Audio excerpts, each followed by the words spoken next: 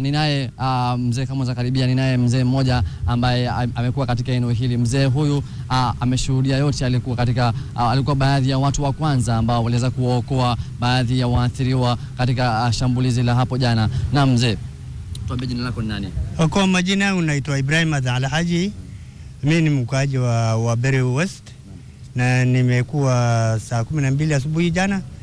Nimekuwa na wanafunzi ambaye wamekimbia kutoka hapa bila kujua wakiwa nini kimetendeka. Na mzee, tuko kukatiza tu, tuambie tu ulikuwa unafanya nini na ulikuwa wapi wakati ambapo shambulizi hilo lilitokea hapo jana? Kwa hakika nilikuwa kwangu nyumbani na ilikuwa ni wakati wa sala asubuhi.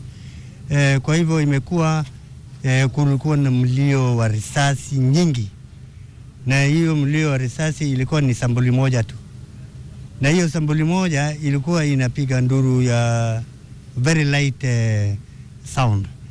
Kwa hivyo hili ilikuwa si jambo la kawaida, na nilipojua sasa saini ni upande wa college, nikisimama hapo nje vizuri na nikaona ya kwamba wanafunzi wakikimbia kutoka hapa mpaka kilomita karibu 2.5.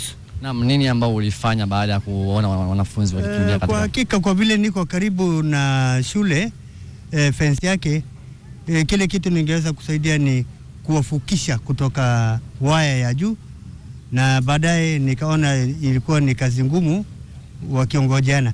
Tukachimba chini ili tupate sasa wanaweza kuvuta kuja wakiroll na kifua, na baada ya hapo ningewachukua kwangu nyumbani mpaka room 3 ambaye ningeweza kuwafalisha wasichana 23 na wanaume 7 ambaye tumejaribu kuwaketisha, kuwapoesha na kuwatayarishia chai ya breakfast. Na mzee, walikueleza ni nini haswa walishuhudia ama tukio hilo lilikuwa nini? Mbona walikuwa nakimbia? Walikueleza? Nisingeweza ku-interview kwa sababu I'm a community social worker and I know what sociology is. I could only communicate to my area chief and the assistant chief, and immediately they came to me.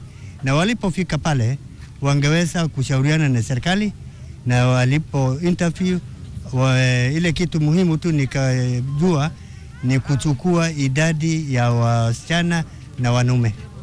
Na kama mkazi wa eneo hili la Garissa na kama mtu baadhi ya watu wa kwanza kushuhudia, nini ambao haswa ungetaka serikali zidishe, ama nini haswa kama mkazi wa eneo hili?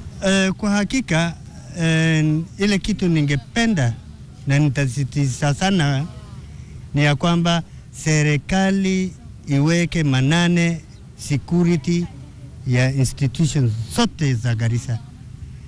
Kama haitakuwa hivyo, siwezi kuona sababu watu waseme Mandera to Lamu. That is too much expense na ni kupoteza rasilimali ya umma kabisa. Kama ni mambo ya kunyaganya, hiyo ndo tunaweza kusema open public corruption. Naam, shukrani sana. Naam, alikuwa ni mzee wa kijiji hiki, baadhi ya wakazi wa kwanza ambao walifika katika eneo hili kuweza kutupa taswira kamili.